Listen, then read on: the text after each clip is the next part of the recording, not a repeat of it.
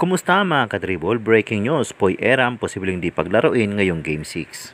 Dahilan di umano ay ang pagiging mainitin daw ng kanyang ulo na naging resulta nito na nawawala ang focus niya sa loob ng court. Kung inyong matatandaan mga kadribol, noong Game 5 ay nagkainitan si Coach Chot Reyes at si Poy Eram dahil hindi ito sumusunod sa instructions na ipinagpagawa sa kanya ni Coach Chot Reyes. Kaya na mag-timeout ang token text, dito na sila nagkasagutan. Noong Game 2 din ay nasangkot din si Poy Eram sa gulo dahil pinapakalma na ito ni Glenn Cabuntin. Pero nainis si Poy Eram kay Cabuntin at muntikan pa sila magpang-abot. Malaking kawalan kung hindi ito makakalaro dahil alam naman natin na magaling din talagang maglaro itong si Poy Eram, mapadepensa o opensa man. Ang kaya niyang depensahan sa ilalim si Jampet Aguilar, may tira din ito sa labas. Yun nga lang, may bad attitude talaga.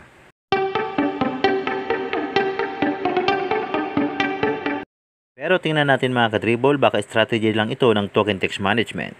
Kayo mga kadribol, ano sa tingin ninyo? Comment down below at babasahin natin yan isa-isa. Sakit naman yan. Ito ang play na ang ganda ng depensa ni Holtz kay Rondy Hollis Jefferson. Hanggang sa maubusan na nga sila ng oras. Ito naman, walang tumapik pero naghahanap ng foul.